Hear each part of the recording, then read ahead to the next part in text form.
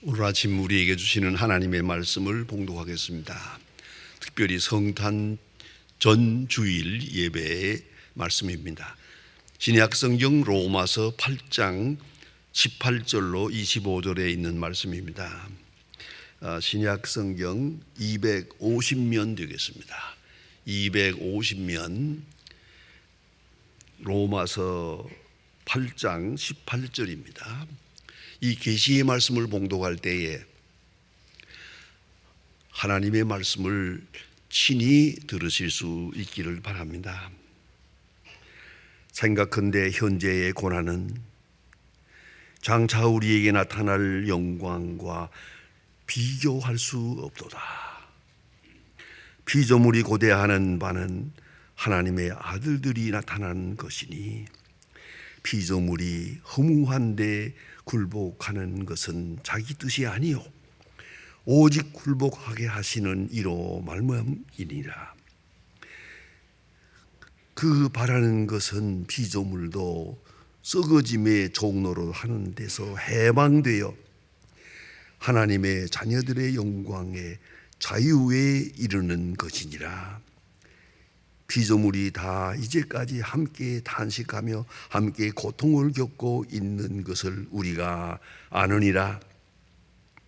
그뿐 아니라 또한 우리 곧 성령의 처음 익은 열매를 받은 우리까지도 속으로 탄식하며 양자될 것 곧 우리 몸의 속량을 기다리느니라.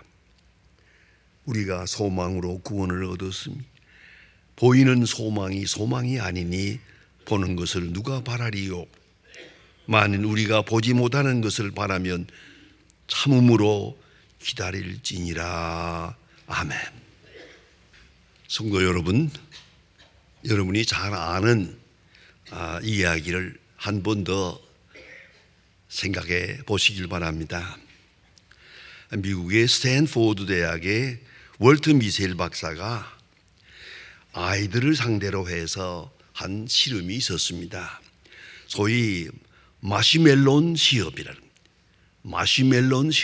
하는 유명한 시험이 있어서 모르는 사람이 없을 정도로 아주 유명한 얘기가 되었습니다.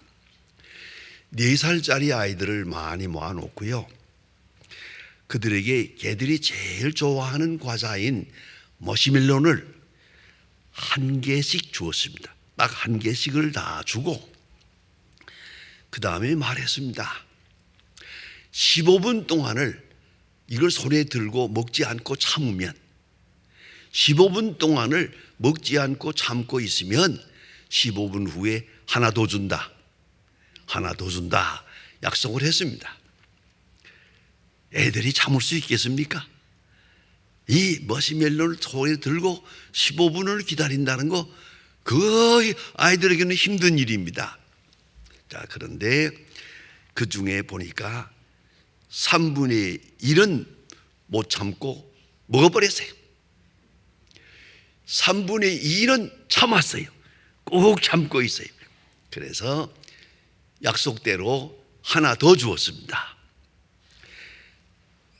실험은 여기까지입니다. 그런데 이 중요한 문제가 됐습니다. 14년 후에 이 아이들이 어떻게 됐나 자세히 조사해 보았더니 참고 기다렸다가 하나 더 얻어먹은 아이들은 정신적으로 사회적으로 크게 성공을 했고 훌륭한 사람들로 한평생을 지내고 있더라는 겁니다. 그런데 못 참고 먹어버린 아이들, 그들을 조사해 보았더니 삶에서 짜증을 내고 번뇌와 불화의 사람이 되고 삶을 부정하는 그런 사람들이 되었더라 하는 겁니다. 홀리탈 메리 박사께서는 이 논리를 뒤집어 놓았습니다. 하나 더 준다는 말을 불신했기 때문에 먹은 것이다. 15분 후에 하나 더 준다는 말을 믿을 수만 있었다면 참았을 건데, 다시 말하면 믿지 못해서 참지 못한 것이다, 이런 결론을 내리게 됩니다. 그런 거로 믿음이라는 거, 믿어줘야 믿지, 좀 더 확실한 믿음을 쌓아서 이 아이들이 15분 후에 하나 더 준다는 것을 믿을 수 있었다면 넉넉히 참을 수 있었을 것이다, 이런 결론에 도달했습니다. 미래를 바라보며 현재의 고난을 참는 것, 그것이 인간의 실존입니다. 우리는 어차피 과거, 현재, 미래로 지향하며 삽니다. 미래를 향해 갑니다. 원컨 원치 않건 미래가 내게 다가옵니다. 미래를 바라보며 현재를 살고 있는데 이것이 믿음입니다. 아니, 더 중요한 사건이 있습니다. 믿어져야 참을 수 있습니다. 앞에 있는 진실, 앞에 있는 엄청난 사건이 내게 확실하게 믿어지면 참을 수 있는 겁니다.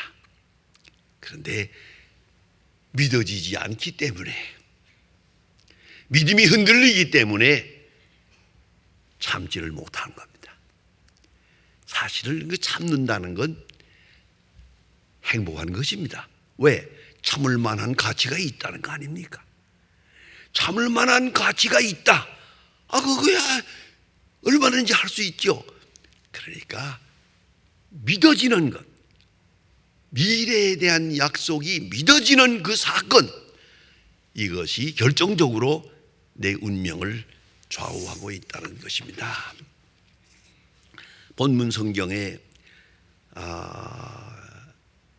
18절 말씀, 생각컨대 현재의 고난은 장차 우리에게 나타날 영광과 좋게 비교할 수 없도다. 귀한 말씀입니다. 저는 이 성경을 읽을 때마다 존 칼빈을 생각합니다. 종교개혁자 칼빈 선생은 세상 떠날 때 이 말씀을, 이 요절을 27번 외워왔답니다. 똑같은 말씀을 외우고 마지막에 외우다가 세상을 떠났어요. 얼마나 아름답습니까? 저는 이 책을 보다가 이 사실을 알고부터는 제발 나도 그러고 싶다, 나도 그러고 싶다. 보세요, 얼마나 귀한 말씀입니까?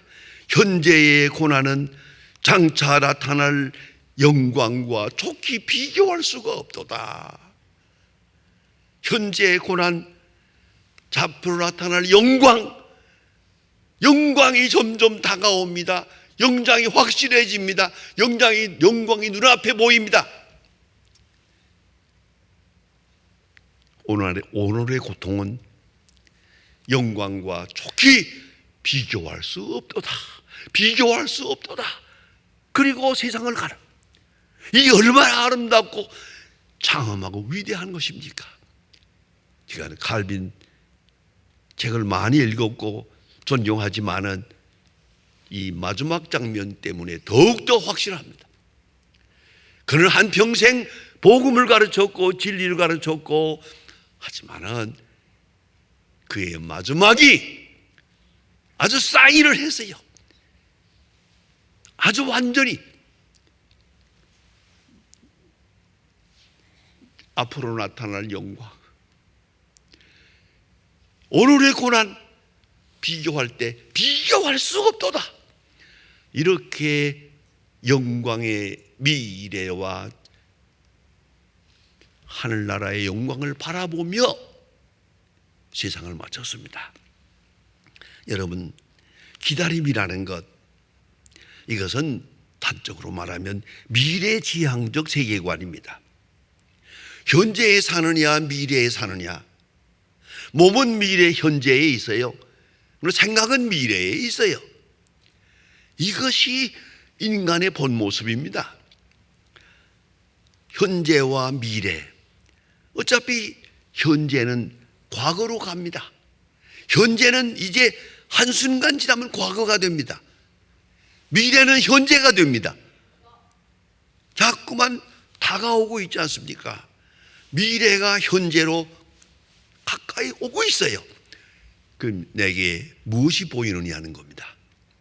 내 미래가 어떻게 보이느냐, 어떤 약속을 보고 가고 있느냐, 그건 아주 중요한 겁니다.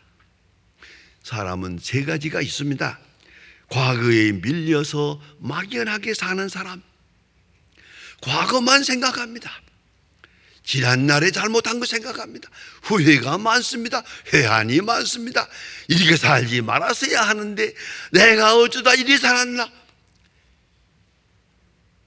이제 생을 다할 때 계속 후회, 회한으로 절망합니다. 여러분, 지난 날을 어떻게 생각하십니까? 잘 살아왔습니까? 유감 없습니까? 많은 사람들은 과거를 그러지 말았어야 하는데, 잘못된 과거를 되씹으면서 과거 지향적 인간이 있습니다. 두 번째 사람은 미래가 보이지 않습니다. 어차피 미래로 갑니다. 미래로 가고 있는데 미래가 안 보입니다. 앞으로 가고 있는데 앞이 안 보입니다. 불안과 공포에 떨 수밖에 없는, 그렇게 살아가는 것 참으로 힘든 겁니다. 오늘이 어려운 게 아닙니다. 미래가 없기 때문입니다. 미래가 안 보이기 때문에 내가 괴로운 것입니다. 심리학자 어빙 얄롬의 existential psychotherapy라고 하는 그 유명한 책이 있습니다. existential psychotherapy, 심리학적 첩, 그의 치료 방법입니다. 인간의 실존, 그것은 곧 미래에 대한 공포다. 앞이 보이지 않는 공포, 여기에 시달리고 있다. 그럼 앞이 보이지 않는 그것이 무엇이냐? 그는 심리학적으로 말합니다. 죽음이다. 그 사람은 죽음에 대한 공포, 벌써 사람의 의식을 가졌다면 이 공포에서 벗어나지 못한다. 왜요? 언젠가는 죽음으로 가는 거니까. 죽음으로 향하고 있는, 그리고 미확실한 미래, 도대체 죽음이 뭐냐? 죽음 다음엔 뭐냐? 이 고민에서 헤어나지 못하고 있다. 그런가 하면 의미 상실이다. 미래가 암담하고 보니까 오늘이 의미가 없어지는 거예요. 오늘이 뭐 가졌다 없어지는 거예요. 건강하다 병드는 거예요. 머리가 뭔가 하지만 이건 다 지나가는 거예요. 현재라고 하는 의미가 완전히 소실되고 마는 거예요. 그런가 하면 실적에 대한 책임입니다. 자기가 하고 있는 일, 과거에 한 일에 대한 책임이 몰려들고 있습니다. 게을렀기 때문에 오는 것, 불신했기 때문에 오는 것, 거짓했기 때문에 오는 것, 불화하기 때문에 내게 오는 책임, 내가 잘못한 과거로 인해서 오는 책임, 그걸 면할 길이 없어요. 알고 있어요. 내가 잘못한 거기 때문에. 그 고민에서 헤어나지 못한다. 그리고 가장 실존적이고 마지막에 오는 고민은 고립이다. 나는 혼자다. 위로할 사람이 없다. 아니, 위로가 될 수도 없다. 나는 언제나 혼자입니다. 여러분, 아무리 가까워도 죽음은 혼자 가는 겁니다. 인생의 길은 혼자 가는 거지 같이 가는 게 아닙니다. 뭐 그렇게 위로되고 뭐 위로한다고 하지만은 그건 다 그저 부질없는 일이고요. 절박한 시간이 되면 아니옵시다. 죽음 앞에 섰을 때 나를 위로할 자가 없습니다. 이걸 잊지 말아야 합니다.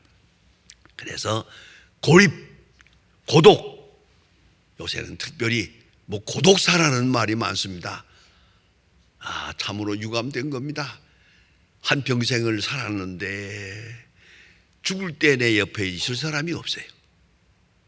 그래서 고독사 하는 사람이 그렇게 많아요. 30%예요. 참으로 괴롭고 슬픈 이야기입니다. 그런데 문제는 이보다 더 중요한 게 있어요. 약속된 미래입니다. 남이 옆에 있냐 없냐, 위로할 자가 있냐 없냐, 그리 중요하지 않아요. 마지막에는 미래입니다. 내 앞에 있는 미래가 확실하다면 나머지 문제는 다 쉽게 스스로 해결할 수가 있는 겁니다.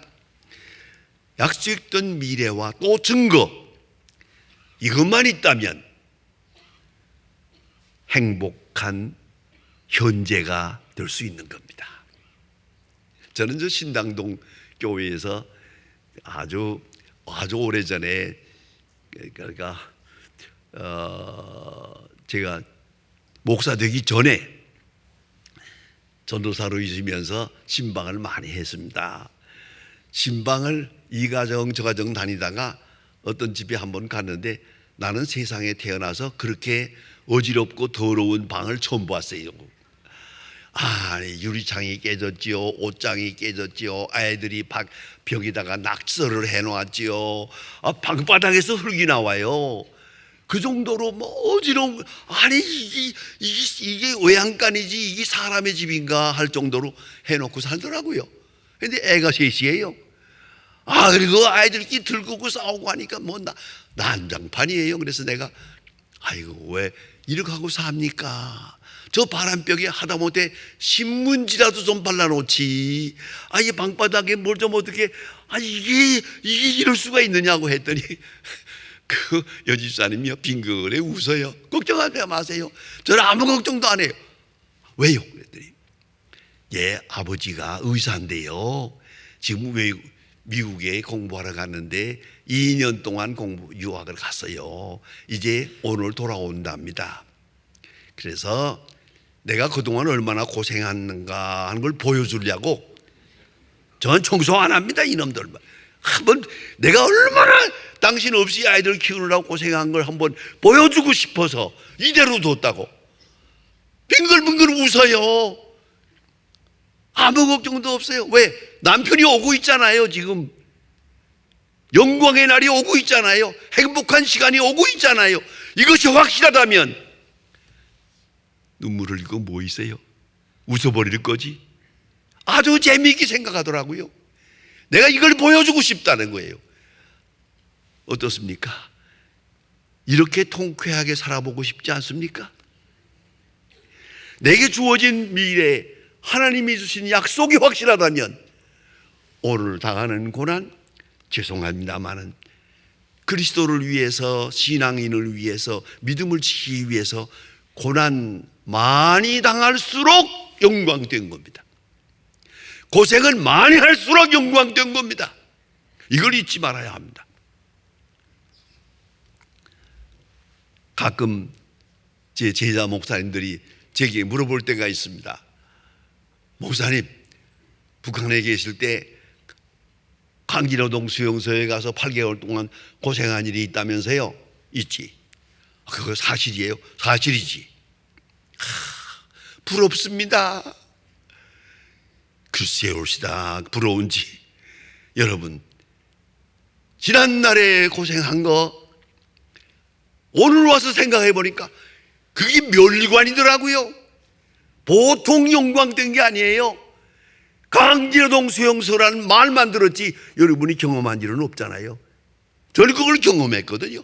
이게 얼마나 큰 축복인지 지금 생각하니까 강진호동 수용소에서 8개월 동안 고생한 것은 제게 하나님께서 주신 특별한 선물이에요. 미래지향적 세계관, 이걸 잊지 말아야 합니다. 요한복음 14장 1절에 말씀하십니다. 너희는 마음에 근심하지 말라. 하나님을 믿으니 또 나를 믿으라. 내 아버지 집에 거할 곳이 많도다.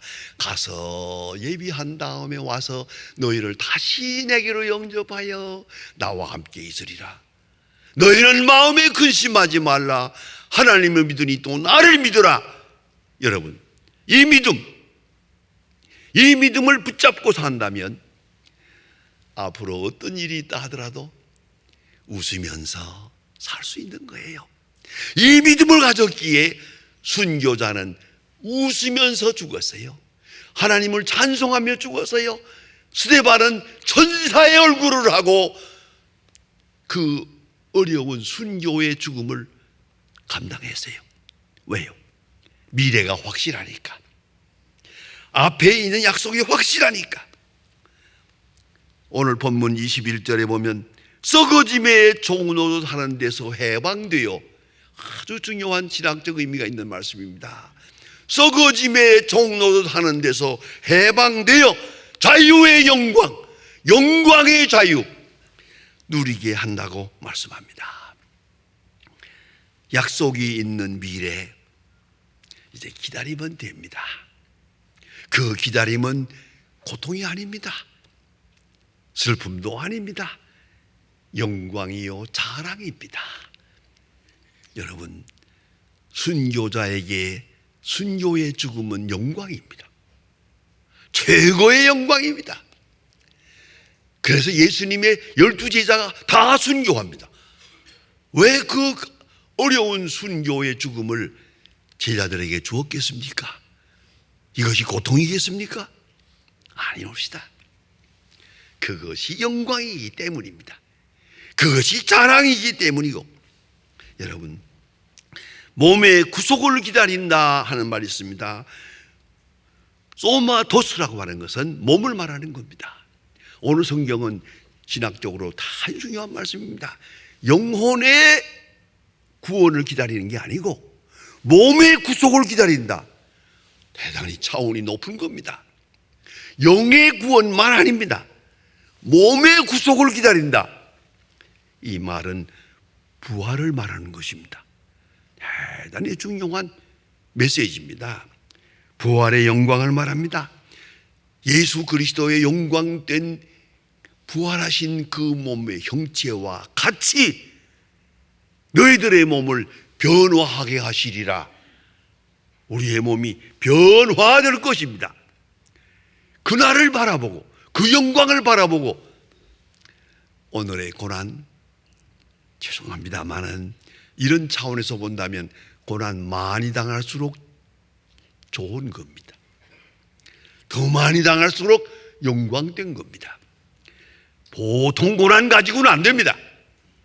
적어도 그리스도의 이름으로 큰 고난을 당했다 할 때 그건 한나라에서는 면류관입니다. 영광입니다. 여러분, 히브리서 12장 2절에 보면 믿음의 주여 또 온전케 하는 이이신 예수 그리스도를 바라보자. 예수를 바라보라. 예수를 바라보자. 저는 그 앞에 있는 즐거움을 위하여 십자가를 참으사